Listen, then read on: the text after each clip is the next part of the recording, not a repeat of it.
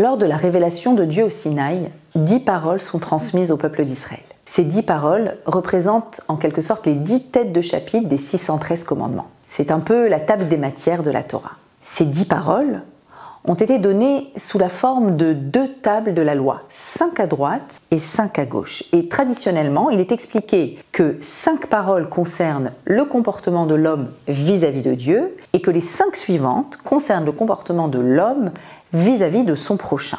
Il existe toutefois une corrélation évidente entre les 2 tables. Lors d'une lecture horizontale des tables, donc côte à côte, il semble que ces 2 postures de l'homme, l'une face à Dieu et l'autre face à l'homme, sont interconnectées. La quête spirituelle de l'homme est une quête vers ce qui est au-delà de soi, que ce soit Dieu ou l'homme qui est lui-même une créature de Dieu et porteur de l'étincelle divine. Je vous propose d'analyser tout cela ensemble dans les tables de la loi. La première parole, « Je suis l'Éternel ton Dieu », face à la 6e parole, « Tu ne tueras point ». On indique ici à l'homme la place qu'il doit occuper dans le monde. Dieu est au-dessus de lui et l'autre, l'homme, se trouve à côté de lui. En chacun se trouve une étincelle divine qui confère à toute personne un droit irréductible à la vie.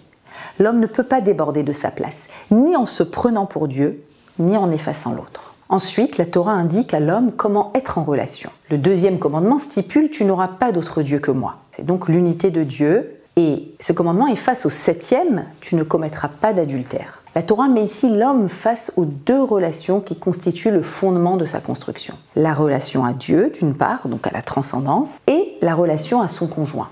La Torah interdit toute forme d'infidélité à Dieu, tout comme l'infidélité dans le couple. Les relations doivent être exclusives et totales. Voyons la suite. Après avoir placé l'homme dans le monde et avoir précisé comment relationner, la Torah définit la place à accorder à l'altérité, donc à Dieu ou à son prochain. Tu n'invoqueras pas le nom de Dieu en vain. 3e commandement face à tu ne voleras pas. 8e commandement. Il s'agit ici, précisons-le, d'un rapt, d'une prise d'otage. En premier lieu, l'autre doit être reconnu comme étant un sujet. Il est interdit d'instrumentaliser ni Dieu en lui volant son nom, pour ainsi dire, ni l'autre en le kidnappant.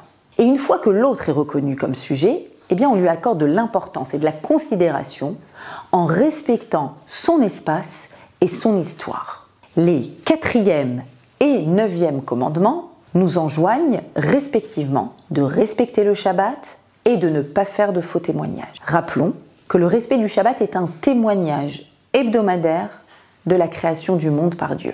Shabbat est avant tout un espace réservé à la spiritualité de l'homme.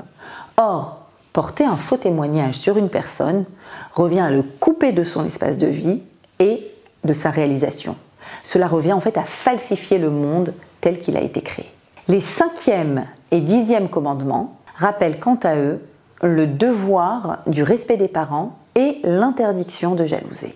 La Torah, après avoir défini les contours de la place à accorder à sa propre spiritualité et à l'altérité, va rappeler maintenant à l'homme qu'il doit également occuper sa propre place et son propre espace pleinement.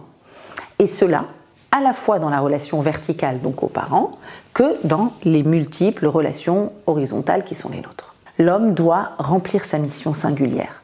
Tout d'abord, en donnant du poids à ses parents qui lui ont donné la vie, mais aussi en profitant pleinement de cette vie et de tout ce que Dieu lui a accordé avec le don de la vie. Et pour pouvoir remplir comme il faut sa propre mission, il est fondamental d'utiliser tous ses atouts, sans chercher à comparer avec ce qui se passe chez l'autre. Ainsi, cette lecture des 10 commandements nous permet de comprendre que la posture juste qui nous permet d'aller vers l'autre est précisément celle qui nous permet de trouver Dieu. Et la posture juste qui permet d'aller vers Dieu est également celle qui nous permet de trouver l'homme.